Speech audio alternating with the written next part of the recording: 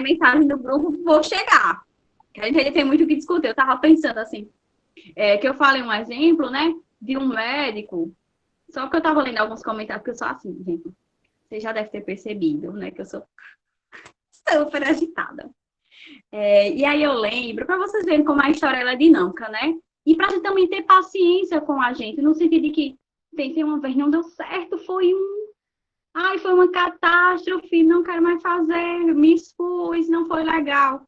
Mas nós estamos em processo de amadurecimento profissional, amadurecimento intelectual e evolução pessoal, né?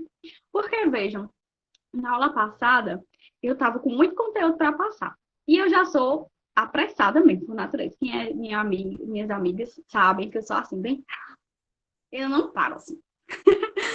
Eu sou bem agitada. E aí eu tava falando rápido, aí vocês disseram, a aula tá boa, mas você fala muito rápido. E nessa aula eu, não, gente, eu tenho que melhorar isso. Eu tenho que melhorar, eu tenho que falar um pouco mais lento. Não é lento, né? Vai mudar seu estilo. Não, mas fala, qual o meu objetivo? Que a informação chegue. Como é que ela vai chegar se eu tô falando rápido? De modo que os outros não entendem. Tá vendo? Olha, a gente vive nesse constante movimento. Então, o que eu tô dizendo para vocês é, se não der certo de uma vez, ou refaça, ou pense em outras estratégias. É possível. É possível fazer. Vai ser possível fazer tudo que você está pensando, que sua cabeça está assim. Quem trabalha na saúde, quem trabalha na assistência, acaba deve estar pensando assim, então, como é que eu posso utilizar isso lá, lá no CRAS? Como é que eu posso utilizar isso lá na escola que eu trabalho? Né? Sua cabeça deve estar borbulhando. Mas tenha também tranquilidade. Procure textos, procure ideias. Ontem mesmo, uma colega, como vocês sabem, né, eu também trabalho em um CRAS, eu sou assistente social do CRAS. E aí uma colega fez uma provocação e eu já estou pensando, na hora eu fiquei meio sem refletir. Comecei a entender, mas depois verdade, ela tem toda a razão. Ela me disse, Fernanda, eu tô achando que a gente tá meio trabalhando muito, cada um no seu quadradinho. E aí mas acho que também tem relação com a pandemia. Ela, é verdade. Eu disse, mas você tem razão, a gente tem que estar voltando a disparar ferramentas de trabalho para a gente trabalhar a partir da interdisciplinaridade. Olha, a gente já pensar a possibilidade. Eu falei uma situação, um exemplo de um médico da UPA, que ele depois, no momento, assim, muito tranquilamente, ele corrigiu. Mas, obviamente, e eu vou trouxe até uns casos, assim, feito algumas adequações, né? Mas que aconteceu comigo. E aí vai mostrar para vocês a importância da gente estar sempre procurando esse conhecimento, nesse constante conhecimento. E que o médico não queria falar, não queria fazer. E aí a gente faz a tentativa. O que é que eu faço? Você sabe o que é isso, falando de tal? Se o médico ainda não chegava a vencer essa situação, estava com profissionais em que eles não gostavam, médico, enfermeiro, fisioterapeuta, que eles não gostavam muito de passar essa informação, vamos dizer assim, né? De forma que o usuário entendesse, só passava a informação. O termo que estava usando, se o outro entender, ele não se importava muito. E eu me reportava totalmente para a família, né? Porque eu só sei disso porque eu participo da visita. E eu dizia, você entendeu o que o colega falou? Muito não. Você pode falar de novo? Fazia assim. Eu fazia não, já fiz assim, vou mentir. E faço mesmo. Se isso não for possível, o que é que a gente faz? A gente não pode falar diretamente com o usuário, olha, se você tem alguma sugestão, alguma crítica, algum elogio para fazer, tem a ouvidoria do município, que você pode estar falando sobre o que você está achando do serviço daqui, desse espaço. O número é esse. A gente pode estar falando sobre a ouvidoria. O que é que a ouvidoria ela capta? O que é que a ouvidoria ela capta? Elogios, críticas e denúncias. Então, se você passa por alguma situação em que não lhe agradou, notifique na ouvidoria, porque esse serviço aqui, ele está para ela atender da melhor forma. Aqui tem que ser um espaço de respeito mútuo. O profissional se respeita e o profissional respeita você e você não se respeita. Tá vendo? A gente vai vendo as alternativas. Só que, de fato, a dinâmica e tudo assim, nos angustia muito, né? Porque é muita coisa mesmo, assim. Mas a gente está nessa necessidade de estar procurando, sabe, gente? De estar pensando em estratégias. Um site que eu recomendo para vocês, lá tem mais diversos assuntos. Se chama Joimp. Joimp. JINP. Eu acho que é só um P. JOINP. Lá tem artigos os mais diversos possíveis. Artigos falando sobre saúde, artigos falando sobre assistência social. Gente, lá é riquíssimo. Artigos curtinhos, no máximo 10 laudas. No máximo. A gente pensando em ideias de estar executando o nosso espaço de trabalho. Temos os desafios? Temos os desafios do nosso espaço de trabalho. Obviamente. Olhe, para acontecer determinada coisa que eu vi, muitas vezes a gente tem que tirar do nosso bolso. Não tem que tirar do bolso. Não faça, tente não fazer mais isso. Tente discutir com a sua equipe. Que, ó, gente, esse foi o possível para a gente acontecer, para a gente fazer, para você estar falando com seus usuários, sabe? Dizendo, ó, mas a gente pode fazer isso, mas vamos participar da conferência para ver como é que o governo ele está transferindo, está utilizando o dinheiro do recurso público. Vocês sabiam que vem dinheiro para tal coisa? Aí as pessoas vão dizer, e cadê esse dinheiro? Por que eu não estou vendo isso? Ó, gente, nós não vamos saber dar a explicação coerente de como esse dinheiro está sendo utilizado, mas que tal vocês se organizarem na comunidade de vocês e estarem chamando o secretário de saúde ou um representante técnico para estar tirando essas dúvidas? É direito de vocês. Olha, plim, é fácil fazer isso? Óbvio que não. Mas é uma estratégia, é uma possibilidade. E está fazendo as pessoas participarem, controle social, participação social, entendeu? O que eu estou dando aqui é muito mais gatilhos para a gente parar e pensar. Todos nós vivenciamos desafios nos nossos espaços de trabalho. Absolutamente todos nós. Mas aí, como é que a gente consegue vencer isso? Porque há os que a gente vai conseguir vencê-los agora, há os que a gente só vai conseguir vencê-los daqui a algum tempo, e há os que a gente não vai conseguir vencer agora. O que não pode acontecer é a gente parar. Quando a gente para, eu não vou fazer mais nada, eu vou fazer o meu. Você vai estar fazendo, você vai estar defendendo um projeto. Eu, todos os dias, e eu acredito que a gente está discutindo hoje saúde dessa forma, para pensar que a gente não quer estar nessa perspectiva de, na prática, a teoria é outra. Gente, tudo que a gente está discutindo agora vem de teoria, vem de estudos, vem de pesquisa, vem a prática, o estudo sobre aquela prática, o estudo sobre aquela demanda, o estudo sobre aquela realidade. Então, é tudo muito articulado. Outra coisa, eu quero acordar todos os dias com a perspectiva de trabalhar a partir do projeto de reforma sanitária, em que a saúde ela deve ser tida como direito social. Falando isso, vamos voltar aos conceitos.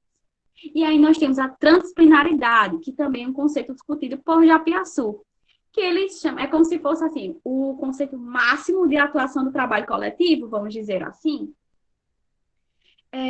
que para Japiaçu é uma etapa superior das relações disciplinares, compondo um sistema total e sem fronteiras de saberes. É uma proposta ambiciosa, que de fato, né, é aquele momento em que você já está numa construção ainda já numa construção de um novo saber. Nós já chegamos nesse nível de trabalho coletivo? Não. Nós ainda estamos oscilando entre multiprofissional e interdisciplinar. E aí nós temos a interdisciplinaridade, que é um conceito que Japiaçu também trata, mas eu quis mostrar para vocês outros autores que discutem essas temáticas, tá bom? Que aí é Potiara. Todos os textos que eu utilizei aqui, gente, eu mandei para vocês, que está na biblioteca, né? Salvo engano, vocês têm uma biblioteca, tá certo? Para Potiara, interdisciplinaridade remete à relação dialética, isto é, a relação que não redunda em um amontoado de partes, que é o que a multiprofissionalidade faz, né? Aqui tem uma sala multiprofissional. Só tem uma sala multiprofissional, não provoca as mudanças que a gente quer provocar. Que não redunda em um amontoado de partes, mas em um todo unido, que ele se interrelaciona, no qual as partes que constituem ligam-se organicamente, ou seja, ativamente, no cotidiano do processo de trabalho. Dependem uma das outras e condicionam-se reciprocamente, ou seja, elas se interrelacionam. Elas conversam, discutem, a gente faz ações, a gente faz atendimentos em conjunto, de forma interdisciplinar. E aí, nós temos algumas ferramentas que podem ser disparadas no nosso cotidiano de trabalho. Essas ferramentas, além das que a gente já vem discutindo, né? Além dos que a gente já vem discutindo, que eu pensei que ia sair da tela. Além dos que a gente já vem discutindo, esse clínica ampliada, projeto terapêutico singular, você encontra na Política Nacional de Humanização. São ferramentas que você consegue e que você deve trabalhar, por exemplo, no CRAS. O projeto terapêutico lembra muito o estudo de caso, porque o estudo de caso não tem que ter a participação ativa do usuário, entendeu? Fernanda, só uma coisinha. A apresentação saiu do centro, porque a aluna estava apresentando, tentando apresentar também. Aí coloca novamente? Como é que eu coloco? Ficou? Não. Ai, meu Deus. Jaqueline é quem sabe. Jaqueline, me ajuda aí.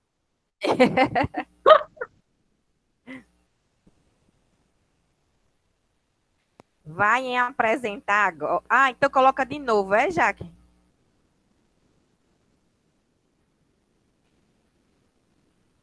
Deixa eu ver aqui, Jaqueline.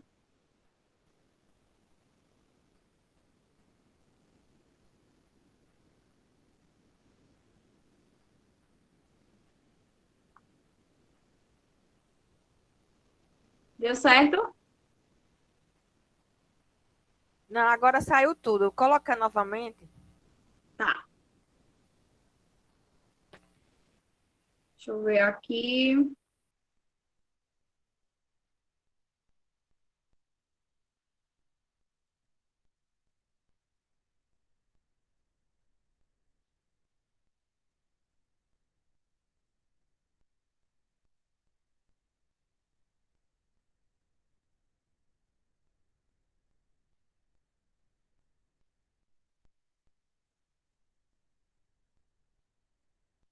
Voltou, né? Pronto, Fernanda, obrigada. Gente, apesar de amar as mídias, eu ainda apanho um pouco, mas a gente tá apanhando e melhorando, na verdade. Então, obrigada, Jaqueline. Obrigada, Janaína. Pronto. Isso a gente pode estar utilizando no CRAS, a gente está utilizando na escola, entendeu? Olha, eu estou estudando saúde, mas eu consigo implementar isso no meu outro campo de trabalho, certo? A clínica ampliada é o espaço onde há o compartilhamento de saberes com a participação do usuário. Ou seja, aquele momento da discussão de caso, é aquele momento do atendimento interdisciplinar, em que há a participação do usuário. Porque não adianta eu fazer aqui, ó, aqui, ó, o senhor vai fazer isso, o senhor vai para cá, o senhor vai tomar esse remédio, e o usuário vai dizer, não vou, não quero fazer isso. Todo o processo, seja da assistência social, seja da educação, seja da saúde, tem que haver a participação da usuária, certo? Isso é uma condição sine qua non, isso é uma condição indispensável. A Política Nacional de Humanização, ela apareceu mais ou menos nos anos 2000, em que ela fala de ferramentas, em que ela vem trazendo para a gente possibilidades, ferramentas de trabalho, para que a gente utilize notadamente no campo da saúde, mas eu, enquanto profissional técnica de CRAS, eu também me utilizo de algumas ferramentas. Readeco para a realidade do campo da assistência social. E utilizo. Não vai desburocratizar o sistema, não vai me ajudar na socialização de informações. Então, a gente consegue implementar. Consegue. Agora, gente, uma coisa que eu quero dizer para vocês é que tenham paciência também com vocês, tá certo? Tenham tranquilidade. O movimento é esse, manter a tranquilidade. Não ficar, aí eu tenho que fazer isso, eu tenho que fazer isso. Calma. Calma. Vai dar certo. A gente está estudando. Já tem outros tantos de materiais que a gente está estudando aqui, que a gente vê, que a gente tem que estar pesquisando. Vai dar certo. O trabalho começa nisso, dessas inquietações da gente, entendeu? É um movimento que vai impulsionando a gente para cima. Que vai nos impulsionando e a gente vai conseguindo fazer as mudanças que a gente está esboçando, certo? Temos a interdisciplinaridade, né, que é essa inter-relação Temos também a integralidade, que a gente já discutiu, que é o vislumbre do atendimento integral das demandas do usuário, certo? Tem a intersetorialidade, que é essa articulação com a rede. Ou pronto, eu estou na UPA e chega um idoso, ele é do bairro Bancários e ele mora na rua João Pedro. Não sei se tem essa rua de Bancários, tá? E aí é um idoso que ele precisa de um acompanhamento sistemático. Ele está voltando para casa, mas ele está voltando para casa com necessidade. Fazer essa articulação, essa contra-referência com a unidade de saúde da família, ó, seu fulaninho de tal, ele está voltando para casa, mas ele precisa ter acesso à fralda, ele precisa da visita do médico a partir de agora, não sei o quê, entendeu? Fazer essa contra-referência, fazer um relatório, registrar, a gente tem que registrar tudo. Registra no seu livro de atendimento, faz um encaminhamento, manda por e-mail, sabe? Vai tentando criar essas ferramentas iniciais, depois vai pensando em reuniões intersetoriais, depois vai pensando em construir uma ferramenta para essa comunicação entre os profissionais, tá certo? A interconsulta. A interconsulta é o que na assistência a gente chama de atendimento interprofissional também. Interconsulta é quando mais de um profissional ele está fazendo o atendimento daquele usuário. O enfermeiro e o médico, o assistente social e o enfermeiro, o assistente social e o médico, o assistente social e o nutricionista, o assistente social e o psicólogo, certo? São ferramentas que você consegue entender um pouco mais sobre, de forma assim, falar um pouco mais sobre o conceito de forma mais ampla, mais densa, na Política Nacional de Humanização. Mas de forma mais generalista, esses conceitos eles estão tratando disso. Fernanda, e esse itinerário terapêutico? Itinerário terapêutico, gente, é o caminho que o usuário vai fazer na rede. Sim, mas por que tem na política de humanização? Porque muitas vezes você diz, você tem que procurar um ambulatório. Pronto. Como assim? Aonde tem esse ambulatório? Qual é a pactuação que o município tem pactuação com aquele ambulatório da cidade ou é um ambulatório do estado? Garantir que o caminho do itinerário terapêutico é garantir que o caminho do usuário no campo da saúde ele esteja amarradinho, ele tenha acesso ao ambulatório, acesso ao hospital, entendeu? É uma forma de pensar assim, que o usuário ele vai ter garantido o atendimento àquele serviço que ele está precisando agora. E o projeto terapêutico singular, PTS. O que é esse PTS? Projeto Terapêutico Singular. Ele lembra muito o planejamento inicial que a gente encontra no campo da política de assistência social. O estudo de caso que a gente faz na escola ou em outros campos da política, tá certo? E o que é isso? É você esboçar junto, preferencialmente, que é uma outra ferramenta de trabalho que você pode estar separando no trabalho interdisciplinar, em que a equipe ela vai se centrar ou só a equipe daquele setor, ou a equipe daquele setor e a equipe de outro serviço, pensar um projeto de intervenção para aquela necessidade daquele usuário, sempre com a participação ativa do usuário. Por exemplo, dizer assim, você precisa fazer tratamento tal, você precisa, porque esse tratamento ele vai lhe garantir isso, isso e isso. Como você está nessa situação, você agora tem direito ao BPC da pessoa com deficiência, que você vai no CRAS e do CRAS você depois vai no INSS, por exemplo. A assistente social do CRAS vai lhe ajudar, vai lhe dar ainda mais orientações. E aí a assistente social do CRAS, ela já vai estar sabendo que vai ter esse usuário. Se ele não tiver condições de ir, ela, junto com a assistente social da saúde, da atenção básica, podem fazer uma visita domiciliar para entender, se aproximar do caso daquele usuário, agendar com um representante da família para iniciar o cadastro, a solicitação do BPC Pessoa com Deficiência. Veja, que projeto terapêutico ele também está bem amarradinho com o itinerário terapêutico do usuário. São ferramentas que elas vislumbram garantir o atendimento integral do usuário e garantir o seu referenciamento na rede, tá certo? E aí, o assistente social, ele é um profissional da saúde? Vocês acham? Apesar de eu já ter dito a resposta, eu teria que fazer a pergunta. Sim, gente, nós somos profissionais da saúde. De acordo com a resolução do Conselho Nacional de Saúde, Resolução 218 de 1997. Todos esses materiais vocês encontram online. Nós estamos compondo a lista, que são 13 ou 14 profissões da saúde. E aí o Conselho Federal de Serviço Social, o CEFES, em 1999, por meio da Resolução 383, ele vem confirmar que nós somos, sim, profissionais da saúde. Isso quer dizer o quê? Eu trabalho numa UPA, né? O próprio serviço já diz que eu sou uma profissional da saúde. Mas o fato também de eu estar trabalhando na política da assistência social não me deslegitima enquanto profissional da saúde. Por quê? Nós trabalhamos a partir da perspectiva do conceito ampliado da saúde.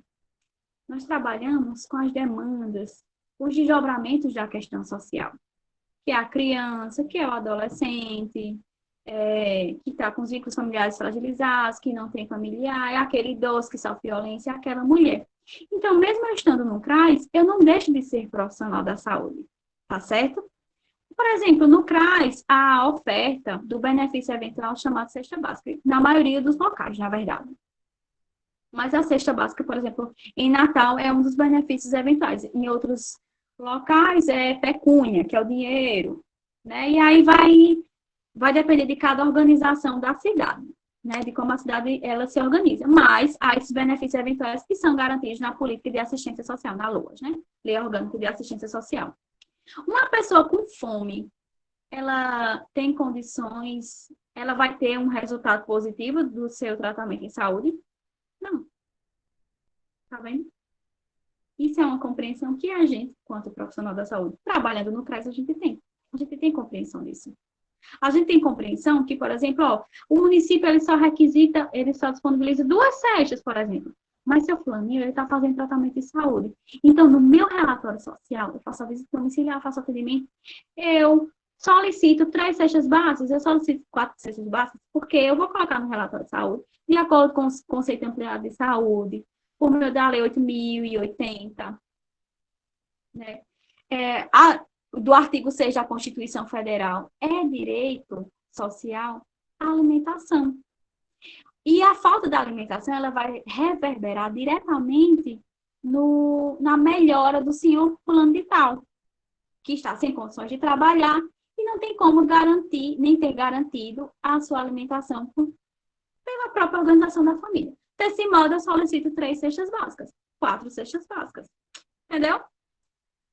Isso vem só confirmar que, independente do espaço socioprofissional que a gente esteja, nós somos profissionais da saúde, tá certo? E é uma forma de, muitas vezes, os outros colegas até dizem isso. Aqui estão todas as profissões de saúde e o serviço social. Aí a gente, bem legal, vai dizer, não, colega, não é o serviço social. O serviço social é profissão da saúde, desde os anos 90. Nós somos profissionais da saúde, nós trabalhamos a partir do conceito ampliado de saúde, assim como está preconizado no SUS. Pronto, tá vendo a importância de saber disso? Na saúde, o objetivo do serviço social é a identificação e os aspectos econômicos, políticos, culturais, sociais que atravessam o processo saúde-doença. Vou ler de novo para ver como é a atuação do assistente social, tá certo? Na saúde, o objetivo do serviço social é a identificação dos aspectos econômicos, políticos, culturais. Políticos aqui não é político partidário, não, é político enquanto atuação do sujeito social. Políticos, culturais, sociais, que atravessam o processo de saúde-doença para, assim, mobilizar recursos para o seu enfrentamento, articulando a uma prática educativa. Entendeu? O exemplo que eu dei do idosinho que estava sem condição de trabalhar e que isso vai me fundamentar na solicitação do máximo que é permitido de cesta básica, é a partir dessa dimensão, dessa compreensão. E Matos é uma referência no debate do serviço social na saúde. Aqui a gente vem trazendo as demandas, eu vim trazendo os princípios do nosso código de ética. O código de ética do assistente social, que é este aqui, tem online, certo? Tem um físico, que você pode estar comprando, acho que ainda está vendendo, mas de todo modo tem um online. E aí, vamos ler um pouquinho, que é só para a gente entender o que aqui vem dizendo o nosso código de ética. Primeiro, o reconhecimento da liberdade como valor ético central e das demandas políticas a ela inerentes, autonomia, emancipação e plena expansão dos indivíduos sociais. 2. Defesa intransigente dos direitos e recusa do arbítrio e do autoritarismo. 3. Ampliação e consolidação da cidadania, considerada tarefa primordial de toda a sociedade, com vistas à garantia dos direitos civis, sociais e políticos das classes trabalhadoras. 4. Defesa do aprofundamento da democracia, enquanto socialização da participação política e da riqueza socialmente produzida. Lembra do projeto de reforma sanitária? Esse é um dos princípios em que ele mais demarca a articulação com o projeto da reforma sanitária, certo? 5º, posicionamento em favor da equidade e da justiça social, que assegura a universalidade do acesso aos bens e serviços relativos aos programas e políticas sociais, bem como a sua gestão democrática. 6º, empenho na eliminação de todas as formas de preconceito, incentivando o respeito à diversidade, a participação de grupos socialmente discriminados e a discussão das diferenças, o Código de Ética e de Princípios Fundamentais. 7º, a garantia do pluralismo através dos respeitos às correntes profissionais democráticas existentes e suas expressões teóricas e compromissos com o constante aprimoramento intelectual. 8º, a opção por um projeto profissional vinculado ao processo de construção de uma nova ordem societária, se amarrando ao projeto de reforma sanitária, sem dominação, exploração de classe, etnia e gênero. 9º, articulação com os movimentos de outras categorias profissionais que partem dos princípios deste código e com a luta geral das trabalhadoras e trabalhadores. 10º, compromisso com a qualidade dos serviços prestados à população e com o aprimoramento intelectual, na perspectiva da competência profissional. 11º, exercício do serviço social sem ser discriminado nem discriminar, por questões de inserção de classe, social, gênero, etnia, religião, nacionalidade, orientação sexual, identidade de gênero, idade e condição física. E aí, aquela perguntinha que a gente já sabe a resposta, mas que é muito importante para a gente aprender e fixar. Você avalia, aí você só coloca um sim ou não, tá certo? Que há conjuminâncias, concordâncias, entre o princípio do Código de Ética do e da assistência social e as bandeiras de luta defendidas pelo movimento de reforma sanitária brasileiro. O que é que vocês acham depois do que a gente já vem discutindo e depois da leitura dos princípios do nosso Código de Ética? E aí, gente, participação ativa, tá certo? O que é que vocês acham? Que sim, que não? Claro que sim, tem total relação. Aqui nós temos, falando da atuação do assistente social, requisições diferentes, seja pela via da saúde privatista ou pela via do serviço público pautado pela reforma sanitária, tá certo? Num contexto do projeto privatista, da atuação do campo privado, nós temos para o assistente social, e aí são requisições que, a depender do campo que você esteja, você vai ser demandado de forma diferente. Essa demanda ela não significa que você fique abandonando o Código de Ética, certo? E a compreensão de que saúde é um direito de todos. Mas que, de fato, nos exigem, muitas vezes, respostas diferentes. E para a gente ter uma resposta qualificada, visando o atendimento integral do usuário e do acesso dele à saúde, enquanto perspectiva do direito, a gente tem que ter muito amadurecimento intelectual, muito domínio da legislação, muito domínio da política de saúde, tá certo? No projeto privatista, é requisitado ao assistente social a seleção socioeconômica dos usuários, quem pode e quem não pode pagar. O aconselhamento, ações fiscalizatórias dos usuários dos planos de saúde, infelizmente, né? Em que o usuário, o cliente, no caso, né? O usuário daquele serviço do plano privado, ele vai ter acesso àquele plano que cobre aquilo. Se não cobre, então ele não vai ter acesso. A ideologia do favor, né? Da benemerência, está envolto do projeto privatista, né, das requisições do projeto privatista na atuação do serviço social, e práticas individuais, a focalização das práticas. Quem pode pagar, e quem pode pagar, esse vai ser contemplado. Quem não pode pagar, então vai para lá. No plano da reforma sanitária, a gente trabalha nas frentes de democratização do acesso à informação, o atendimento humanizado, a interdisciplinaridade, né, que a gente já discutiu bastante, as abordagens grupais, abordagens coletivas, os atendimentos coletivos, a gente pode ver assim, e o estímulo à participação da sociedade dos usuários, entendeu?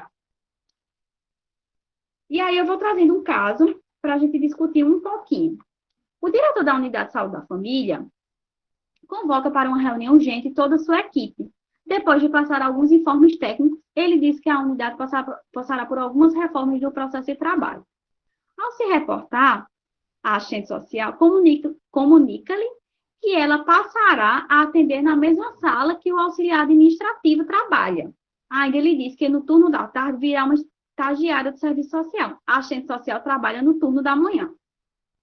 Eu trouxe essa demanda, ela foi totalmente criada, assim, em casos hipotéticos, né? Mas também acompanhando muito a demanda de algumas situações que muitas vezes o assistente social se depara. E aí, vamos preparar a canetinha que a gente vai ter algumas coisas para anotar. Primeiro, a resolução 493, resolução do Conselho Federal de Serviço Social. Janaína está querendo falar. Eu vou só terminar esse caso aqui, Janaína, aí eu passo para você, né? Porque eu acho que tem alguns questionamentos. A resolução 493 de 2006, resolução do CEFES, ela dispõe sobre condições técnicas e éticas do exercício profissional. Que trata-se desde a existência de um espaço físico com iluminação adequada, com ventilação adequada, que garanta sigilo profissional. Nesse contexto que foi imposto ao assistente social, vai ter essa garantia? Não vai ter essa garantia. Outra resolução que eu estou trazendo para a gente pensar essa demanda, tá certo? E às vezes a gente pode até se deparar com alguma situação assim, vocês já é bom saberem quais os documentos vocês podem pesquisar. Qualquer demanda que lhes são requisitadas, que não tem relação com a sua atuação, procura uma resolução do CEFES, que vai ter. Bote lá, demanda tal, que você vai encontrar uma resolução do CEFES. Nós estamos muito bem servidos do ponto de vista de resoluções que nos orientam quanto à prática do serviço social. Temos a resolução 556 de 2009, que ela fala sobre procedimentos de lacração de material técnico do serviço social. Isso também vai desde a gente ter um armário em que só quem tem acesso é o assistente social. Ou seja, eu já estou dizendo duas resoluções que você, enquanto assistente social, que se deparar numa situação dessa, você vai colocar de acordo com resolução tal, é garantido ao assistente social isso. Visto que devemos garantir o sigilo, não sei o quê, sabe? Você fundamentar uma apresentação ao diretor, ao seu coordenador, ao seu chefe, seja lá a pessoa que lhe impõe uma situação dessa, de que você, em hipótese alguma, você pode ficar numa condição dessa. Nós temos ainda a resolução, eu estou falando em pincelado, porque a gente, claro, não tem muito tempo para discutir isso, mas a importância da gente estar, além de estar trazendo algumas legislações que são extremamente importantes, é para dizer para vocês, para a gente fazer a leitura sobre as resoluções do CEFES, tá certo? Que são extremamente importantes, independente do espaço socioeducacional que você esteja. Outra resolução que iria nos embasar para dar uma resposta sobre essa demanda que chega ao serviço social é a resolução 533 de 2008, que fala sobre a supervisão direta do estágio no serviço social. Nenhum estagiário, sob hipótese alguma, ela pode estar em um serviço de saúde sem a presença do supervisor. Jamais. Se isso está acontecendo, saiba que você pode responder. Se você, mas eu não tive culpa, foi o diretor, então faça um documento e diga que a partir de agora você não vai mais fazer isso, porque você pode responder. Estágio do serviço social só tem que acontecer, só pode acontecer mediante a presença de um supervisor. E supervisor este que deve também participar da elaboração do programa de estágio, tá certo? Então, aí, só para essa demanda, de forma muito pontual, só para vocês saberem também a importância da gente estar lendo a resolução, as resoluções do CEFES, eu trouxe 3 resoluções. A 533 de 2008, que ela fala sobre a supervisão direta do estagiário, do estágio no serviço social. A resolução 556 de 2009, que ela fala sobre procedimentos de lacração de materiais técnicos do serviço social. E a resolução 493, que ela dispõe sobre condições técnicas e éticas do serviço social. Isso é para dizer que você tem que fundamentar que a sua prática, ela deve acontecer seguindo esses princípios mínimos, esses recursos básicos de saúde, tá certo? E aí você deve se lembrar, por exemplo, quando você vai falar, vou repetir as resoluções, repetindo, certo? Que eu por acaso, mudei na página que passa os comentários. Resolução 493 de 2006. Resolução 556 de 2009. Tá dando para anotar, Renata? E a resolução 533 de 2008. Tá certo? Quando você vai... De nada, querida. Qualquer coisa é só pedir que eu repita, tá bom? Quando você vai... Vou já te passar a palavra, viu, Jane? Para a gente tirar as dúvidas. Quando a gente vai falar sobre a atuação do assistente social no campo da saúde, a gente nunca pode perder de vista o conceito ampliado de saúde. Tá lembrando do conceito ampliado de saúde? Biopsicossocial. E também lembra do determinante social da saúde, e que a gente entende que a conjuntura ela interfere diretamente na qualidade de vida das pessoas, certo? Jana, você quer falar para a gente tirar as dúvidas? Isso, para não acumular, tá certo? Tá certo, perfeito. Então, muita gente colocou que estava gostando da aula, confirmando, tá certo? Mas eu vou ler a partir das perguntas, né? Iane colocou no grupo a cartilha dos usuários da saúde, tá certo? Compartilhando com todo mundo. Sandra Cordeiro aponta que participou da Rede Colmeia, na escola que estagiou, né? Construindo uma sala de espera para crianças. Suzy aponta que ainda não vê com uma qualidade de segurança aos EPIs, né, que são utilizados pelos profissionais, né, que sempre há verbas, mas um sistema corrupto, né, inviabiliza isso, tá certo? A aula está maravilhosa e Sandra Cordeiro coloca, nem sempre existe uma contra-referência, onde os usuários ficam à mercê de um sistema de saúde corrupto, né? Edinalva confirma. Iane também afirma que o trabalho coletivo em saúde, né, a gente consegue visualizar nas UBSs. Sandra também coloca, né, que nem sempre somos valorizados, onde as verbas não chegam, né, são desviadas. Para fazer acontecer, temos que nos unir, tirar, às vezes, do próprio bolso dos funcionários para ver algumas ações acontecendo, né? Renata confirma, né? E, às vezes, confirma e diz que a população, às vezes, acredita que a verba daquela ação veio do governo, né? Onde não é. Marcelo coloca a integralidade das ações, articulação e conhecimento da rede e suas referências são fundamentais para o andamento do atendimento de qualidade e garantia de direitos.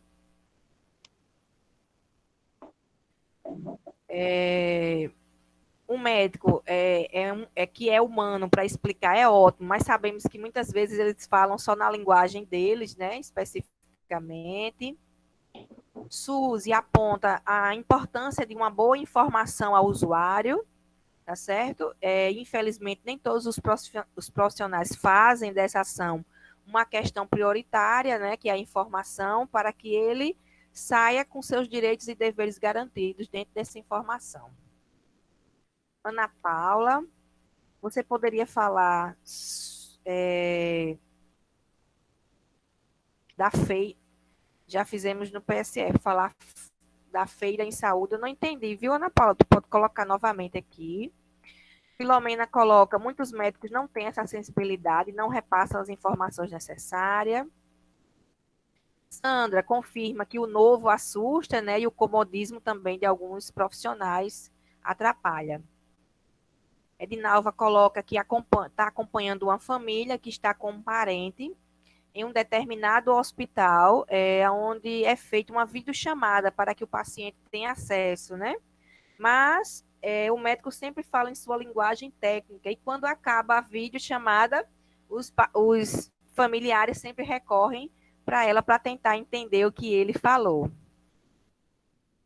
Edinalva coloca que a evolução multidisciplinar é muito importante, né? Sandra Oliveira coloca, né, que está identificando todo esse processo de trabalho e ferramentas adotadas, a interdisciplinaridade necessária necessária na rotina diária do trabalho. Realmente precisamos ter conhecimento de um todo. É muito importante a comunicação entre os profissionais. Juliana Oliveira coloca que é muito importante fazer os referenciais de cada contexto, né?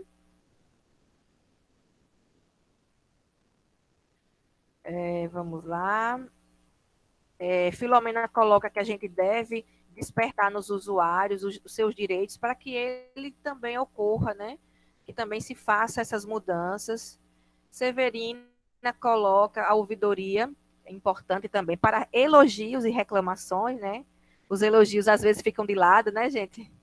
Ficam. E deixa eu ver. Iane, né, lá na frente coloca.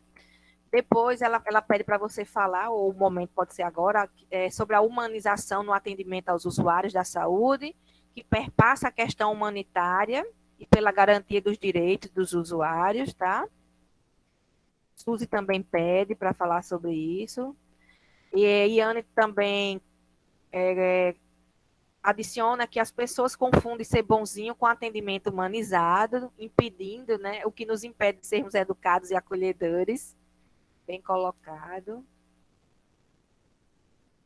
Sandra Oliveira coloca que precisamos nos utilizar da prática em conjunto com a teoria. Não podemos separar de forma alguma. Precisamos determinar esta conduta em nossa rotina. Iane também fala que não pode haver dicotomia, né? Não deve haver dicotomia entre teoria e prática, elas são intimamente interligadas. Suelen coloca que a humanização está relacionada a diversas categorias que promovem a gestão de cuidados, abrangendo a todos que participam da promoção de saúde, pois se trata de uma corresponsabilidade multiprofissional. O restante confirma. É isso. Tá?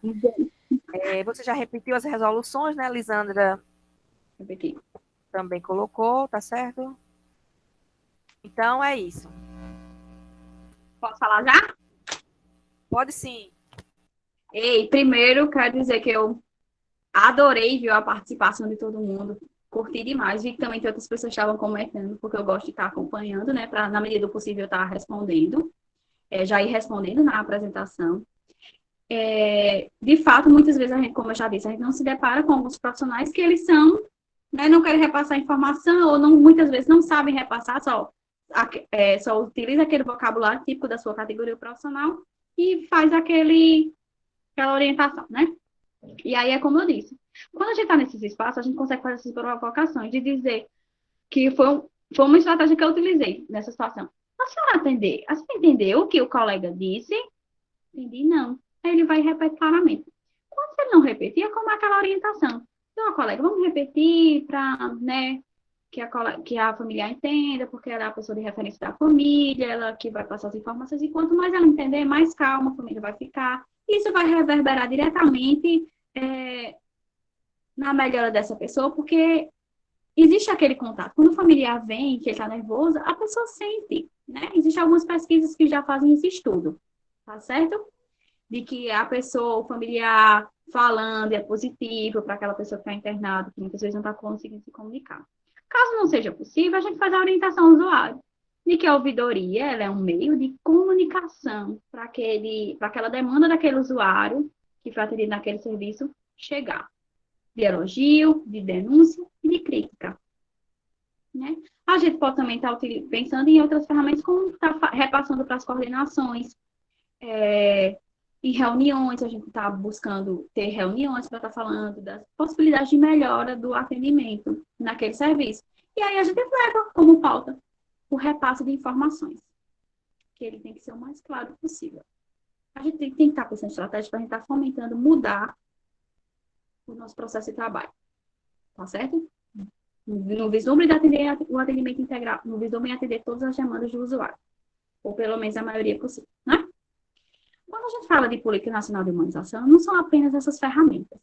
A humanização, que existe até severas críticas, né? Uma política de humanização para pessoas. A proposta é fomentar que o trabalho, a política de saúde, ela também surge muito nessa perspectiva de fomentar processo de trabalho a partir do conceito integral do conceito da interdisciplinaridade da atuação. E também entendendo que aquele usuário que ele chega àquele serviço, ele é um sujeito, ele tem história, ele tem família ou não, mas ele tem história.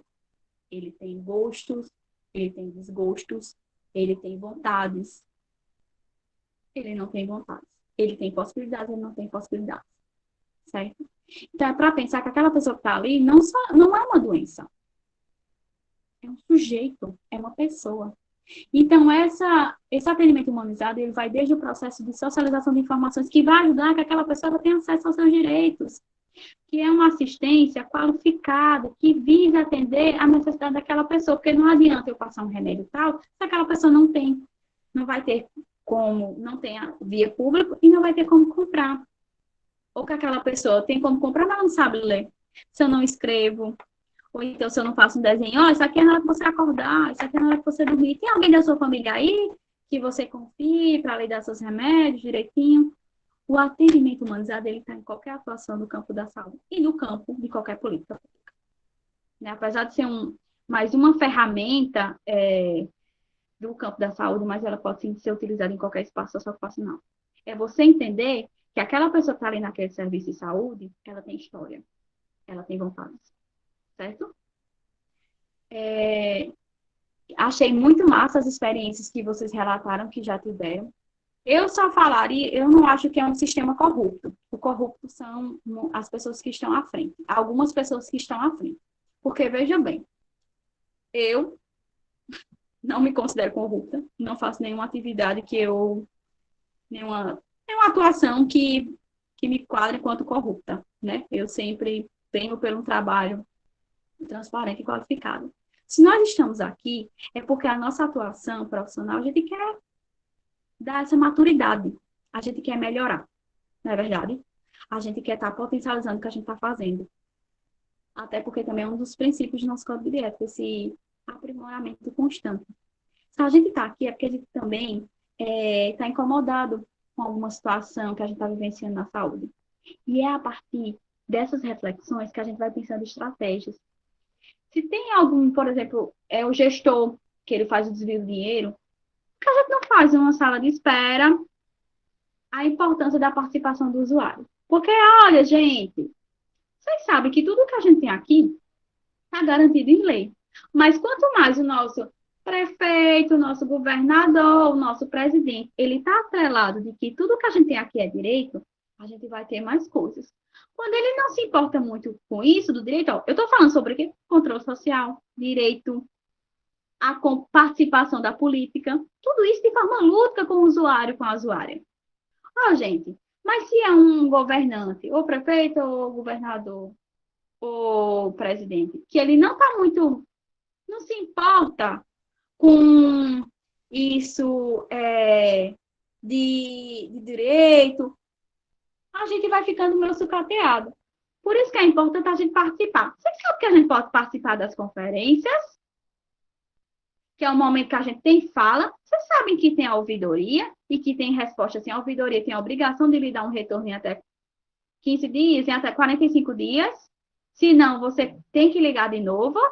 É importante que você ligue de novo para saber a resposta daquela sua ouvidoria que você fez. Olha, falei conferência, falei ouvidoria.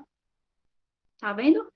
Isso, gente, a gente vai todos os dias ter essa dimensão político-pedagógica do serviço social. Sempre, em qualquer espaço que a gente esteja. Porque isso é um dos pilares de nossa atuação. A gente trabalha com pessoas que são muito desinformadas, ou que pessoas que têm informação, mas não sabem onde é que tem acesso, onde conseguem ter acesso aos seus direitos. Muitas vezes de pessoas que burocratizam o acesso, né? São geralmente as pessoas que fazem as leis, né? Para não utilizar outros termos. São as pessoas que estão na linha de frente, na elaboração das leis, na aprovação ou não. Entendeu? Então, e aí burocratiza o sistema. Essa dimensão político-pedagógica ela vai existir sempre no nosso cotidiano de trabalho. E voltando para os slides, se eu não respondi todos, vocês falam novamente que a gente responde, tá certo? Só para a gente avançar. Além de necessariamente compor a força de trabalho nos serviços de saúde, podemos também atentar para o fato de que, apesar dos serviços de saúde ainda estarem estruturados para atender a doença, a realidade tem apontado a influência de outros componentes da concepção de saúde, que é aquilo que a gente já vem dizendo, né? Muitas pessoas, muitos serviços de saúde ainda estão naquele modelo vertical, que uma categoria profissional tem maior ênfase, em que elas se visam muito pela doença, né? Só o tratamento da doença. Mas a nossa realidade, ela vem mostrando que só tratar da doença é insuficiente para atender a demanda. É insuficiente para ser resolutiva. E aí, o SUS, como está estruturado, o movimento de reforma sanitária, o conceito ampliado de saúde, eles têm total relevância para a gente estar criando, para a gente ter argumentos e ter proposituras, projetos que venham, que sigam esse caminho do conceito ampliado de saúde, visando uma assistência qualificada. Por exemplo, se é um atendimento que ele não tem ações interdisciplinares, então aquela sua ação ela vai ficar fragmentada. Quanto mais fragmentada uma atuação, uma assistência, mais, por exemplo, possibilidades aquele usuário não vai ter de resolver seu problema. Um usuário que ele dá muitas entradas na UPA é só um problema de doença? Não tem as outras demandas aí, demandas do campo social, demanda do campo psicológico. Entendendo também que a saúde não é só ausência de doença. Se aquela pessoa ela mora em um local que o esgoto é a céu aberto e que ela tem um problema de pele, ela pode ficar usando medicamento todo sempre. Ela não vai conseguir resolver. Daí é o conceito ampliado de saúde, em que as condições de moradia, elas fazem total interferência. Inserir essa pessoa no programa de habitação. Inserir essa pessoa no acesso a algum benefício de transferência de renda. Só trabalhar a doença, além de não estar trabalhando a partir da premissa do SUS, do que propõe o SUS, é um trabalho que não tem resolutividade. O profissional de serviço social e as demandas na saúde. Quando a gente vai trabalhar na saúde, é importante a gente tomar como ponto de vista que a promoção da saúde ela não está associada da prevenção e cura, que foi aquilo que a gente já falou no início da aula, né? São ações de educação em saúde, elas são extremamente importantes. Essas campanhas, essas salas de espera, esse atendimento individual coletivo de socialização de informação. A integralidade do atendimento, que é estruturado sobre dois pilares, a interdisciplinaridade e a intersetorialidade. E o fomento à participação social no processo de promoção de saúde. E aí, quando a gente está falando de ação profissional, a gente tem que ter como frentes de trabalho que vão nos ajudar nessa ação profissional. O conhecimento da realidade, que a gente já discutiu sobre isso. Qual o público atendido? São mais idosos? São mais mulheres? São mais crianças? É um público em geral? Um instrumentos de trabalho, na verdade. Organização da prática profissional, organização do fluxo, que é o quê? Por exemplo, nós fazemos atendimento coletivo, nós fazemos atendimento interprofissional, nós fazemos atendimento individual, nós participamos da visita, nós fazemos articulação com a rede. É organizar como o serviço social ele desenvolve sua prática naquele espaço de serviço. Se você não tem no seu espaço socioocupacional, é importante a gente estar pensando em fazer. Quanto mais estiver estruturada a prática do assistente social, melhor a gente vai se situar naquele espaço socioocupacional e aqueles profissionais vão entender a atuação do serviço social na saúde. E legislação do espaço e da categoria. Legislação do espaço, quando eu digo legislação do espaço, é a legislação da política de saúde. Que a gente já falou um pouquinho das legislações. E da legislação da própria categoria profissional. Código de ética, resoluções, lei de regulamentação da profissão, tá certo? E aí nós vimos trazendo o profissional de serviço social e as demandas na saúde, rotina e instrumentos de trabalho. Quais são as possibilidades de trabalho do assistente social na saúde? O uso de instrumentos que atendam à demanda do local. Por exemplo, uma entrevista social, uma ficha de referência e contra-referência quando o assistente social está fazendo a referência ao CRAS. Então, faça uma ficha de encaminhamento, relatórios sociais, interconsulta, pesquisa. Sim, nós podemos e devemos estar fazendo pesquisas no campo da saúde. Quando você tem, por exemplo, uma entrevista social, você consegue ter um banco de dados, você consegue fazer uma pesquisa a partir dali, para você desenvolver, por exemplo, se você percebe que está vindo muita demanda de idoso, fazer um projeto de intervenção. A categoria, a equipe do serviço social, fazer um projeto de intervenção. E aí discutir com a enfermagem, com os médicos, com os psicólogos, onde você estiver, com os fisioterapeutas, enfim, com as demais categorias para estar, se for possível, está desenvolvendo um trabalho em conjunto. Se não for possível, no primeiro momento, mas você está desenvolvendo uma atuação profissional a partir do que aquele banco de dados ele está te respaldando. E, por exemplo, você precisa ter mais comunicação com o Ministério Público. Então, faz uma visita técnica ao Ministério Público. Solicita entender como é o fluxo, como é que está organizado. Procure conhecer a rede, que é essa articulação intersetorial. Discussão de casos, que são ferramentas que a gente já vem discutindo, mas para a gente pensar como a gente pode estruturar nossa atuação no campo da saúde. E sempre está buscando fomentar a interdisciplinaridade. Agora a gente vai falar um pouquinho sobre as rotinas e os instrumentos de trabalho, tá certo? Que a gente, se vocês não têm ou que estão precisando de alguma atualização, vamos estar pensando nessas ferramentas de trabalho. Vasconcelos, ela é uma autora, ela fala sobre a prática do assistente social na saúde. Deixa eu pegar aqui o livro, só um momento para eu mostrar para vocês.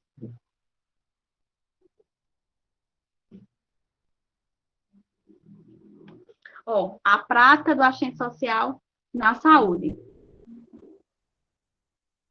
Se alguém quiser anotar, se chama A Prática do Serviço Social. Cotidiano, Formação e Alternativas na Área da Saúde. É de Ana Maria Vasconcelos. É um livro muito bom, muito, muito bom. Como rotina e instrumento de trabalho que a gente pode estar implantando no serviço de saúde. Nós temos a entrevista social, o registro em prontuário, e aí tem esses asteriscos, porque a gente vai registrar tudo em prontuário. E aí, gente, o que é que vocês acham? Registra tudo, fulano de tal, falou tudo, sei o quê. Não. A gente vai registrar de forma... Porque o prontuário é de acesso de todo profissional, certo? Da saúde. Então, lá a gente vai fazer aquele registro mais superficial, tá certo? Um registro mais minucioso a gente faz no livro de atendimento de serviço social, em que só o assistente social, só, única e exclusivamente, ele que tem que ter acesso. O registro em livro e planilha de atendimento de uso apenas do profissional de serviço social. Reuniões, é importante a gente instituir reuniões. Eu sei que para quem trabalha, e eu trabalho em regime de plantão, isso é bem mais difícil, né? É um pouco mais complicado. Mas a gente descobriu, um dos pontos possíveis é que se a gente não pode participar presencialmente, a gente pode participar, por exemplo, por meio de uma reunião online. Claro que isso não vai tirar a presença, mas, por exemplo, eu moro em outro estado. E aí vai ter uma reunião no dia que eu não posso ir. Então, eu tentar participar, pelo menos online, né? Isso poderia ser uma das alternativas para quem trabalha de forma por plantão, tá certo? O trabalho em equipe interdisciplinar. A gente sempre deve estar fomentando o trabalho em equipe interdisciplinar, tá certo? E isso, é claro, é um desafio para a gente, mas é um desafio que a gente tem que estar pensando em estratégias de efetivação. A formação para a categoria, né, esse processo de capacitação do serviço social, que é extremamente necessário. Por exemplo, essa visita à promotoria para entender o fluxo. É um processo de formação, é um processo de matriciamento, né? Porque eu vou estar conhecendo a rede. Planejamento das ações, que é quando a gente faz, que muitas vezes chama o POC, que é o Programa Operacional de Trabalho. É mais ou menos assim, que é o projeto, a estrutura de como o serviço social trabalha na atenção básica, de como o serviço social trabalha na UPA, de como o serviço social trabalha no hospital, em um hospital de alta complexidade. A supervisão dos alunos e alunas de serviço social também faz parte da rotina do serviço social no campo da saúde. A formação de grupos, se for da atenção básica, se for, por exemplo, né, isso é mais, na unidade de pronto atendimento a gente não faz grupo, mas na atenção básica, na alta complexidade, a depender da natureza do hospital, a gente pode estar fazendo grupos. Que tipo de grupo? Por exemplo, o grupo dos familiares que visitam os usuários que estão na UTI. O adulto, na UTI pedagógica, na clínica médica, a gente antes faz um grupo, faz um atendimento coletivo e faz as devidas orientações.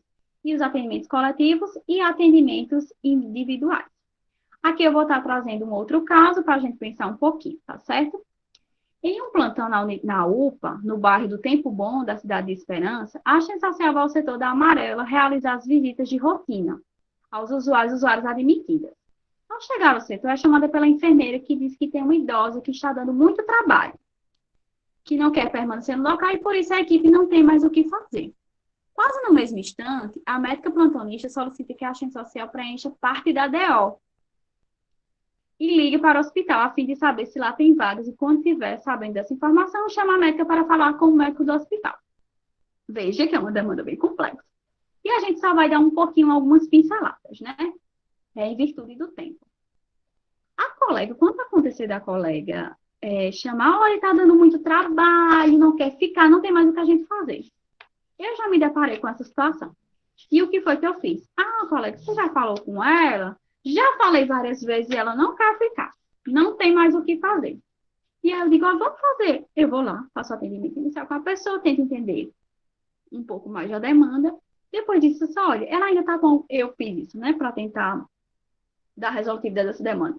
Eu voltei para a colega só, ela, realmente você explicou, mas ela não entendeu muita coisa.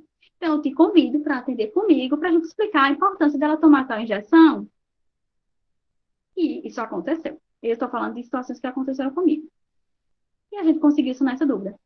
Além de ter promovido a interdisciplinaridade, eu chamei para a responsabilidade da colega. Por quê?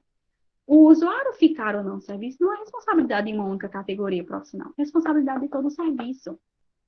E que deve garantir o atendimento do usuário. Agora, se o usuário não quer ficar, ele tem o direito de não ficar, mas que seja esclarecida a importância dele fazer aquele tratamento. Está entendendo? A socialização da informação. Então, fazer entendível aquela informação por parte do usuário. Aí, essa demanda tem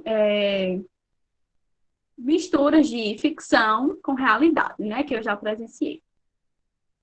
Aconteceu de eu estar fazendo a visita em um espaço, em um setor do hospital, do local de saúde, serviço de saúde que eu trabalho, e aí a colega médica, ela solicitou, olha, preencha aqui parte da DO. Gente, eu fiquei impactada. Confesso a vocês que não aconteceu há muito tempo. E que me foi requisitado isso. Eu disse, colega, de acordo com o meu código de ética e com os parâmetros de atuação do assistente social na saúde. Isso eu sei por quê, gente? Porque eu li, porque eu estudei. A importância da gente estar estudando. E lá nos parâmetros de atuação do assistente social na saúde tem assim, dizendo o que é requisitado do assistente social e não é para ele fazer. Tem lá dizendo. E aí eu disse, colega, de acordo com o meu código de ética, com os parâmetros de atuação do assistente social na saúde, não é atribuição do assistente social preencher nada da DO. Ah, mas fulana de tal acontece de preencher em outro serviço de saúde. Só. Se a colega preenche, infelizmente, ela não está agindo de acordo com as orientações dos nossos conselhos. E ela pode responder até legalmente. Mas, seguindo o que é preconizado pela nossa legislação, isso não é incumbência minha, isso não é atribuição minha. Mas eu acredito que você deva saber que no o seu conselho, e eu tinha lido mesmo, o seu conselho, ele diz que é atribuição sua fazer o preenchimento desse documento.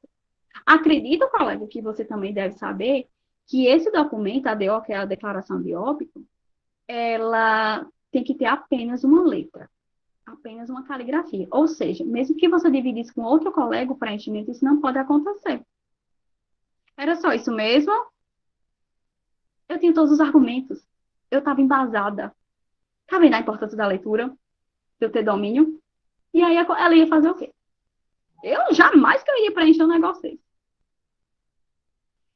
Quanto a essa requisição de fazer essa busca de vagas, foi uma situação que mais ou menos aconteceu comigo, e aí eu expliquei para a colega. Colega, não sei se você conhece, mas existe a Política Nacional de Regulação. Essa política de regulação, ela vem falando, e eu li mesmo, viu? Existe essa política de regulação. Existe um manual de regulação do NIR. O que é NIR? Núcleo Interno de Regulação. Eu não sei se você conhece, mas existe a Política Nacional de Regulação. Gente, porque se a gente cair nessas ciladinhas, a gente pode responder. E além de fazer isso, a gente não pode cair nisso, porque a gente é muito claro que vem dizendo os parâmetros de atuação. O código de ética é claríssimo. O que é atribuição e o que não é atribuição. Os parâmetros de atuação, eles ainda vêm mais expressivos quanto ao que a gente deve fazer e o que a gente não deve fazer. E aí, nessa demanda, dessa busca dessa vaga, eu não sei se você conhece, mas existe uma Política Nacional de Regulação. Ela fala sobre a formação da equipe multiprofissional. Tem que ter o médico, o enfermeiro, o assistente social e o administrativo. Lá vem dizendo, existe também um manual, não sei se você conhece. Bem tranquila, gente, com muita tranquilidade. Por dentro eu estava tranquila? Não, porque eu nunca imaginei alguém me requisitar um negócio desse, depois de tanto enfrentamento que a gente já tinha feito. Mas, de todo modo, estava lá, tentando manter a tranquilidade, né? Falando, pelo menos, o tom de voz era esse. E aí eu disse para a colega, que a gente às vezes se depara com demandas que a gente fica assim, né? Eu fico lá paralisada. E a gente tem que tentar buscar na nossa mente todas as nossas informações que a gente já tem. E eu disse para a colega que existe esse manual e que esse manual ele era muito claro com relação à atribuição de cada um. Vocês sabem qual é o papel do agente social no Núcleo Interno de Regulação, no NIR? E aí? Sim, não? Deixa eu ver. Lá diz o que cada profissional é para fazer. Claríssimo, claríssimo, gente. Eu acho que eu mandei para vocês, mas se não tiver, eu posso mandar. O papel do agente social no Núcleo Interno de Regulação não é falar quadro clínico, não é procurar vaga, até porque existe um sistema de regulação que é para garantir a equidade, em que todos tenham acesso igualmente às vagas, né, no sistema de saúde. Lá o agente social é para informar, orientar os familiares quanto ao fluxo no serviço de saúde. Como assim, Fernanda? Por exemplo, chegou uma pessoa na UPA, chega um familiar. Como é que ele vai para onde? E a gente explicar, olha, a gente está num contexto de pandemia. No contexto de pandemia, para evitar as possibilidades de contaminação, o usuário ele vai com o médico e com o enfermeiro na ambulância. E o familiar ele pode ir no carro, ele pode ir, na verdade, ele tem que ir depois, ele só não pode ir na ambulância, que é para, como eu estou lhe dizendo, evitar as possibilidades de contaminação. A nível de João Pessoa, existe uma rede de serviços que ela vai garantir o atendimento do usuário. Quais são? Por exemplo, Pronto Vida, Hospital Solidário, Hospital Santa Isabel, e fui falando outros hospitais. Isso é a função do agente social no núcleo interno de regulação, orientar a família quanto ao fluxo. E dizer, olha, é o médico, ele preenche o formulário, dizendo quais as patologias do seu familiar. E aí, a solicitação via e-mail ou contato de médico para médico solicitando a vaga. E aí, fica aguardando o retorno dessa central. Porque todo município tem uma central de regulação. Nessa central de regulação tem o médico e tem uma equipe de administrativo. Essa equipe é eles que fazem a busca da vaga. Esclarece, orienta como é que está o fluxo. Essa é a atribuição do agente social em um núcleo interno de regulação, ou seja, orientação e informação. Tudo que passa disso é incorreto. E a gente, inclusive, pode responder. A colega, a profissional médica, disse: você não vai ligar? Eu disse: não é atribuição minha ligar. E, primeiro, existe regulação. A pessoa está na regulação? Está. Então, agora é aguardar que essa regulação dê a devolutiva. Você não vai ligar. Isso aconteceu comigo, né? E eu disse: não, não vou ligar, colega. Porque não é atribuição. O manual é muito claro sobre o que cada profissional deve fazer. Mas a gente pode fazer para ajudar o usuário. Eu disse: mas o processo, como preconiza a política, tudo está sendo feito. Tudo foi feito. E aí ela ainda falou: você então não vai auxiliar os colegas. A minha conduta profissional é o que está sendo feito de acordo com a legislação. Mas se a colega quiser ligar, sinta-se à vontade. De forma alguma, eu vou me opor à sua conduta, porque a conduta é sua e quem responde é você. Pronto, fim de papo. Foi fácil, gente? Não foi fácil, mas foi um enfrentamento necessário. É fácil sair dessas situações? Hipótese alguma. Mas é preciso a gente fazer esses enfrentamentos. E quanto mais munido de informações respaldadas na lei, a gente pode dar uma resposta qualificada. Fernando, você é uma danada, viu? Você sempre deu respostas assim. Ainda bem que eu nunca tinha me deparado com situações assim tão intensas, tão complexas. Claro que teve respostas minhas que foram falhas, que deixaram vácuo.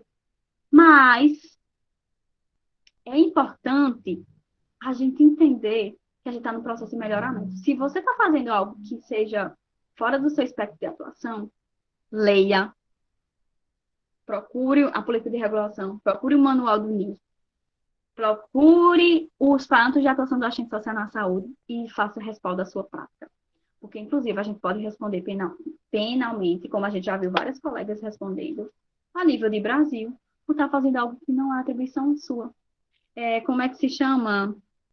É um termo que diz que eu estou fazendo atuação de outra categoria profissional, que agora eu esqueci. Se vocês lembrarem, por favor, vocês falam. Mas, enfim, é isso, tá certo? O profissional de serviço social e as demandas na saúde, desafios. Quais são os principais desafios que a gente tem enfrentado? As requisições contrárias às atribuições da assistente social na saúde, desvio de função, uma conjuntura de desmonte dos direitos sociais e a precarização das condições e vínculos de trabalho. Fernanda, estão sendo requisitadas coisas que nada tem a ver com... Eu tenho conhecimento, Fernanda, que não tem relação com com a natureza da minha atuação profissional. O que é que eu faço? CRES. Acione o CRES. Fernanda, não estão fornecendo os equipamentos de proteção individual corretos. Me deram uma máscara de pano. Veja, eu trabalho no serviço de saúde. Ministério Público e CRES. Você pode fazer, inclusive, denúncia anônima. Tem um e-mail do CRES. Você pode procurar. CRES. Lá vai ter todos os e-mails. Ministério Público. São serviços, são órgãos, na verdade, né, que estão ao serviço de uma atuação coerente. O Ministério Público em condições de trabalho, porque equipamentos são condições de trabalho, e aí o Ministério Público tem que estar ciente disso. E sobre a nossa prática profissional, o CRES. Que faz toda uma descrição do que está acontecendo com você, tá certo? É importante a gente fazer isso. Nosso campo de trabalho ele é muito rico e a gente tem que se imbuir de fazer o que nos é atribuição. Precarização das condições de trabalho, né? E aí uma perguntinha que apareceu bastante nesse contexto de pandemia. Mas em um contexto de pandemia, como fazer uma frente de resistência a essas requisições que a gente acabou de citar? Como defender uma atuação profissional crítica com um número crescente de desempregados e vínculos empregatícios fragilizados? Como posso defender um exercício profissional seguindo as orientações do Código de Ética? E aí eu estou passando alguns caminhos. Todos? Obviamente que não, a história é muito dinâmica. Não é verdade? Mas a gente já sabe de 2 serviços para defender o exercício profissional, CRES, e condições de trabalho, Ministério Público. Que inclusive pode ser feito de forma anônima. Olha, no hospital tal, são entregues tal, isso. Se você quiser, procure na resolução, que tem as resoluções de que o Ministério, o governo federal, né? Emitiu dizendo que é necessário ter equipamentos de proteção individual, tá certo? A garantia de equipamentos de proteção individual. E aí, quais os caminhos, as possibilidades que a gente pode estar trilhando para defender um exercício profissional crítico, comprometido com a qualidade da nossa atuação profissional? O domínio sobre as dimensões da profissão e normatização da profissão. A gente está compondo e está entendendo que nós temos o Cefes e o CRES enquanto órgãos que garantem um exercício profissional comprometido com o atendimento das necessidades dos usuários, uma atuação profissional crítica, certo? Inclusive, eu convido vocês a estarem participando desses espaços, porque a gente tem que estar participando, gente. A gente tem que estar atuando, porque o CRES e o Cefes somos nós. Sou eu quando eu faço uma atuação profissional crítica, comprometida. Sou eu que dou vida ao CRES, sou eu que dou vida ao Cefes. Tá certo? A gente tem que ter dimensão disso, se empoderar disso, que somos sujeitos políticos ativos. E que nós fazemos a política, que nós fazemos esses órgãos de fiscalização e defesa da nossa atuação profissional. Quando o sistema está falho, a estrutura legal do SUS era muito completa. Então, o que está sendo falho são as implementações que elas são feitas a partir da atuação de uma pessoa, dos sujeitos. Certo? A organização dos... Agora, claro que com isso que eu estou dizendo, não estou querendo esquecer um contexto de precarização dos vínculos empregatícios, de avanço da diminuição, de regressão, né, quanto à garantia dos direitos sociais. Tomando como parâmetro essa conjuntura. E é principalmente tomando como parâmetro essa conjuntura que só a gente, ocupando esses espaços de defesa do nosso exercício profissional, que a gente vai conseguir avançar. Organização do processo de trabalho, é muito importante a gente ter um processo de trabalho organizado. E dizer mesmo, a assistente social faz isso, isso, isso, isso, isso. Sabe? De deixar bem expressivo o nosso espectro de ação naquele espaço socioocupacional. Ações coletivas no espaço de trabalho, ou seja, a categoria profissional está muito forte, muito firmada. Fernanda, a gente está meio assim, ou a gente não é muito assim lá no meu espaço de trabalho. Então, sabe o que é que você vai fazer? Comece a se reunir, comece a despertar nas colegas a necessidade da gente atuar. A história nos mostra que é só por meio da atuação coletiva, organizada, que a gente consegue avançar. A história nos mostra. De forma muito na nossa frente, assim. E a articulação com os colegas da rede. Como assim, Fernanda? Eu estou na UPA, por exemplo, lá a gente está sendo requisitado que a gente faça tal coisa. Eu falo com as assistentes sociais de um outro hospital, lá está do mesmo jeito. E aí a gente vai fazendo uma ponte. E uma denúncia, quando ela ganha esse corpo, ela é ainda mais forte. Isso não quer dizer que se você só está passando isso no seu espaço de trabalho, você não vai fazer denúncia. Vai e tem que fazer. Tem que fazer mesmo. A gente tem que defender nossa atuação de forma competente e crítica aquilo que nos é atribuído pela lei de regulamentação da profissão, pelo Código de Ética. E é fácil? Não. Olha, eu passei por 2 situações. Eu passei esse ano, minha gente, por essas 2 situações. E como a minha resposta, ela teve embasamento, as colegas que requisitaram isso, que nada tem a ver com a nossa atuação profissional, elas não iriam solicitar mais nada. Vou só dar uma adiantadinha aqui, certo? Porque eu vou explicar a atividade. De acordo com o Código de Ética Profissional dos Agentes Sociais, no artigo 9, é vedado ao agente social, exceto contribuir para os interesses da população usuária, alterando a correlação de forças institucionais. E aí, o que é que vocês acham? Letra B. Utilizar recursos institucionais, pessoal e de funcionário para os fins partidários, eleitorais e clientelistas. Letra C. Usar ou permitir o tráfico de influência para obtenção de emprego, desrespeitando concursos ou processos seletivos. Ou letra C. Só vamos ler um pouquinho novamente a pergunta. De acordo com o Código de Ética Profissional dos Agentes Sociais, no artigo 9, é vedado ao agente social. Ou seja, é vedado, é proibido. O agente social não pode fazer. Exceto o que é que ele pode fazer? O que é que ele não pode fazer? Emprestar seu nome. O que é que ele não pode fazer? Emprestar seu nome, registro a firmas, organização ou empresas para simulação do exercício efetivo do serviço social. A gente pode fazer isso? Emprestar o nosso nome. Uma vez me foi solicitado para que eu desse o nome. Para que a pessoa, ela colocasse meu nome em uma organização não governamental. Que eu não precisava ir lá. E eu, senhora, me desculpe, mas o meu código de ética, ele preconiza que o meu nome ele deve estar em espaço em que eu esteja trabalhando. Isso é ilegal, essa solicitação que a senhora está me fazendo, tá certo? Isso mesmo, letra D, gente. Outra questão. No que se refere aos determinantes sociais da saúde, assinala a alternativa correta. As condições de vida e trabalho dos indivíduos não estão relacionadas com sua situação de saúde? Não estão. Mentira, né, gente? Estão totalmente relacionadas. Letra B. A análise dos determinantes sociais de saúde permite melhorias nas políticas públicas de saúde? Permite. Essa é a questão correta. Sim. Lembra dos determinantes? Aqui está como determinantes sociais. Mas eu já trouxe para vocês um novo conceito de determinante social da saúde. Mas se aparecer determinantes sociais, a letra está correta, tá certo? A opção está correta. Sim, tem total relação. Só para adiantar, as outras letras, elas estão incorretas, tá certo? Quando eu mandar para vocês essas questões, aí eu já mando com a letrinha correta, tá bom? Bravo, ela vem...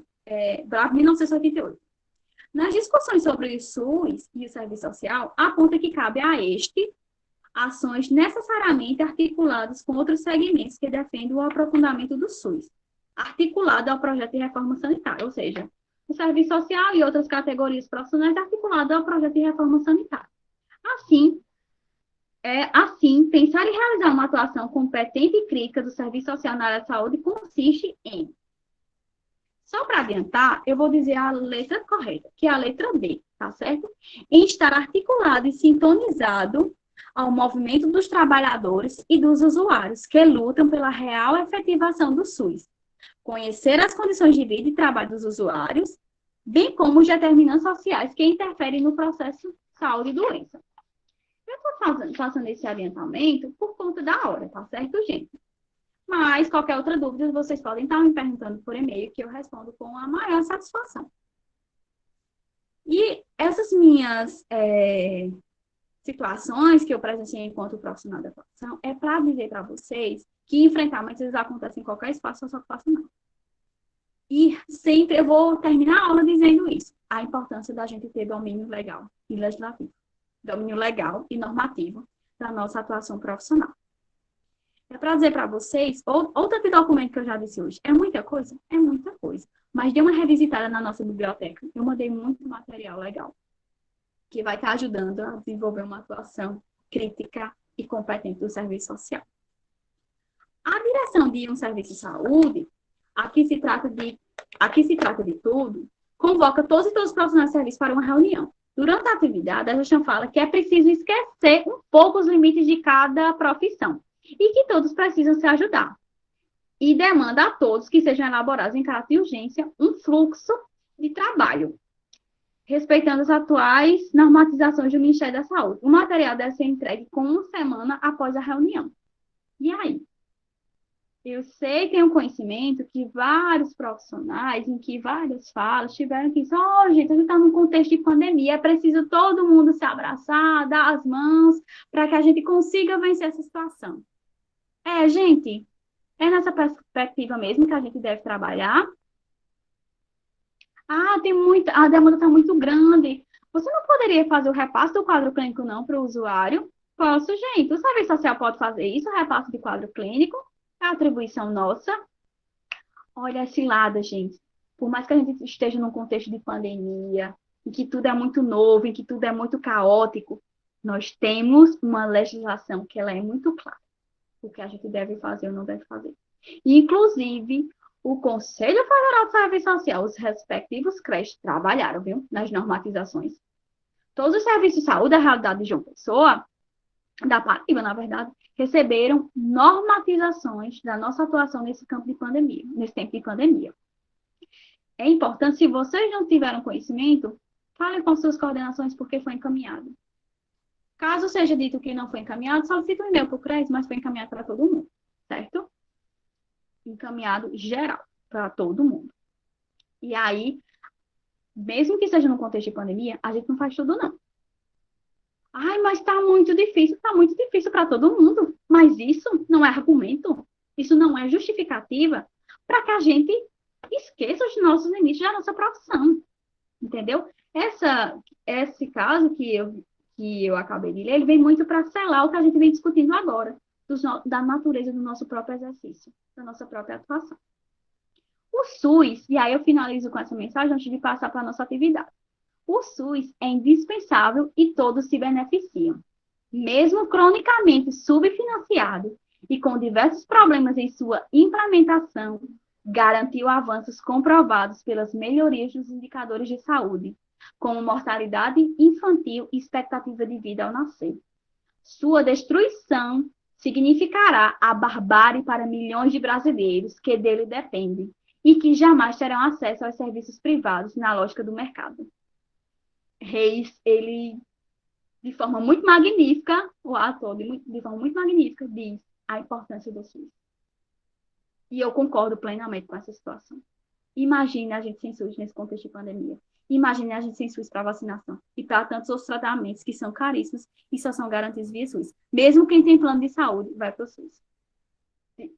Porque é extremamente caro. Porque só é garantido por um sistema tão grande. Agora nós vamos para a atividade. Vocês não se preocupem que eu estou passando aqui pelo PDF, mas vai ser mandado para vocês, tá certo? Eu vou repassar para a Janaína, vocês já têm meu e-mail de toda forma. No materialzinho tem meu e-mail, e aí vocês vão mandar para mim. Qual o prazo? Dia 31 de agosto. Vocês têm até dia 31 de agosto. Eu trouxe aqui 2 atividades, também essas informações tem no material que eu vou mandar no Word, tá certo? E aí vamos para a atividade, né? Um resumo da disciplina em 5 laudas. Sim, é uma equipe, é uma atividade coletiva, até 5 integrantes, tá certo? O que é que vocês vão fazer? Um resumo da disciplina do que a gente discutiu, em 5 laudas, e a construção de um projeto terapêutico singular, a partir dessa demanda que eu passei aqui para vocês. A jovem Maria, de 25 anos, é residente no bairro Esperança, na cidade de Felicidade. Maria passou mal na rua e foi conduzida pelo SAMU, por volta das 20 horas, ao Hospital Ribeira, o qual é referência em traumas, tendo em vista que ela desmaiou e bateu com a cabeça na calçada. No atendimento, posteriormente aos primeiros resultados dos exames admissionais e de imagem, identificou-se que Maria está com 4 meses de gestação. Por indicação do médico plantonista, a usuária ficará em observação até estabilizar o quadro clínico, visto que, para além da queda, a pressão arterial e outras taxas estavam descompensadas. E, por conta disso, outros exames seriam solicitados. Sim, uma pessoa está perguntando se são 2 atividades. É uma atividade só, que é uma atividade coletiva que vai fazer, que as 5 pessoas do grupo elas vão fazer, tá certo? Vão fazer essa lauda, no máximo 5 laudas, que é para descrever um pouco do que vocês aprenderam, e vão fazer esse PTS. O que é esse PTS? Eu estou dando essa demanda para vocês, e vocês, enquanto profissionais, vão dizer o que poderia ser feito diante dessa situação, tá certo? Isso, no máximo, em uma lauda. Olha, tem essa situação, essa pessoa. Então, vocês vão dar os possíveis encaminhamentos que vocês, enquanto agentes sociais, se deparando com essa demanda, vocês fariam, tá certo? A gente vai ter um prazo longo, por isso que eu estou dando até o último dia de agosto para fazer essas atividades. Fernanda, é um pouco meio complexo. É complexo, sim, mas veja as atribuições que estão nos sendo requisitadas. Então, quanto mais a gente tiver visão do que é a construção do PTS e do que essa aula sintetizou para vocês, a gente vai poder repensar a nossa atuação profissional, tá certo? Só vou terminar de ler aqui.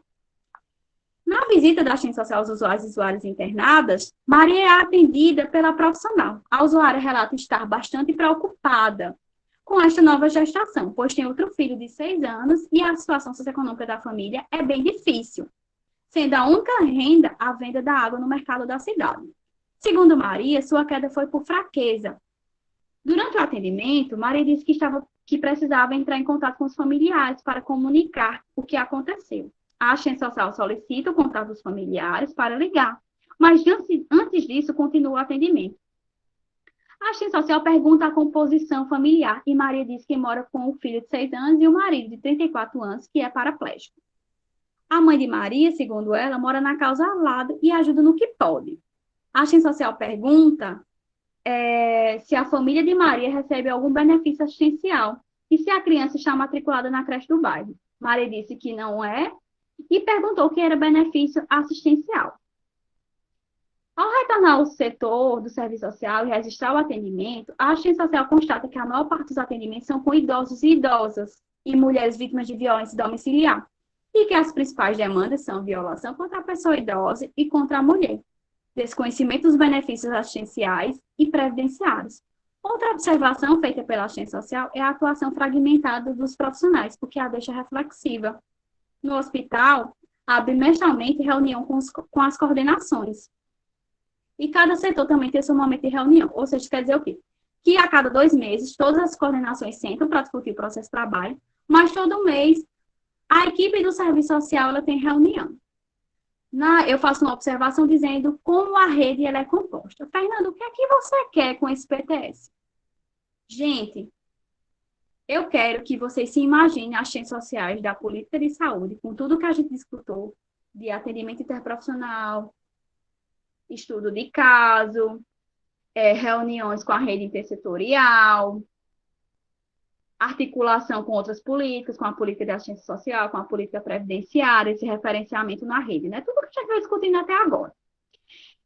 Imagine que chega essa demanda até vocês. O que vocês fariam diante dessa demanda? A construção desse PTS é pensando mais ou menos nessa situação. Então, no caso, vocês vão fazer o quê? Tudo junto, né? Vocês vão fazer primeiro o que vocês entenderam coletivamente, o grupo de 5 pessoas vão fazer o que foi que vocês entenderam da disciplina. Um resumo. até 5 laudas. Fernando, se eu fizer um resumo em até 2 laudas, dá conta? Dá conta. Se você conseguir sintetizar tudo que você aprendeu em 2 laudas, dá conta. É até 5 laudas.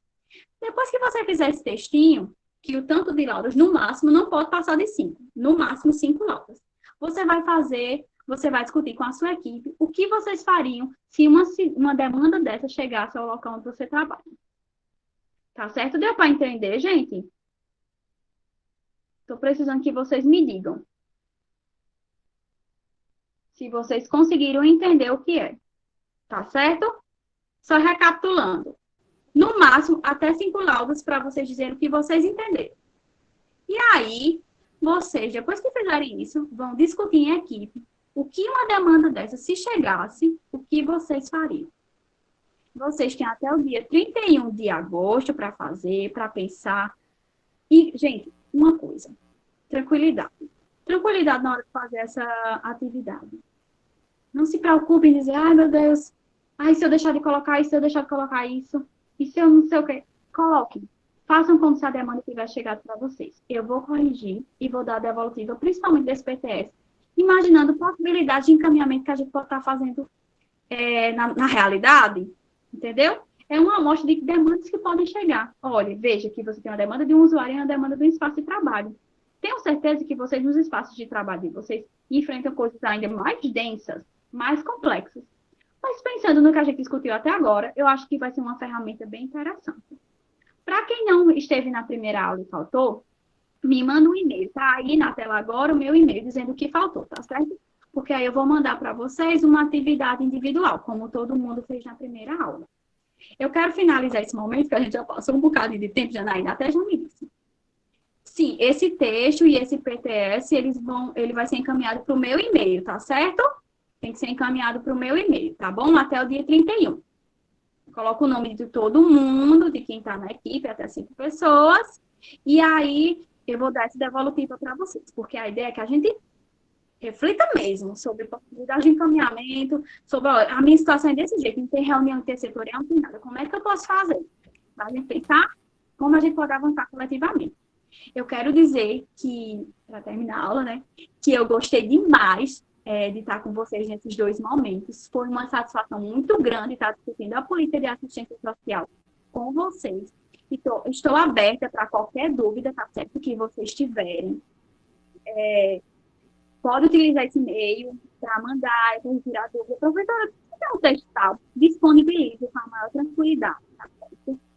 Vou estar passando para a Janaína o nome da Joinha, que é para vocês pesquisarem também. Isso é para depois, próximamente, para vocês estarem pensando nos processos de trabalho de vocês, que é um campo assim que tem material muito bom para a gente ler, tudo gratuito, tudo online.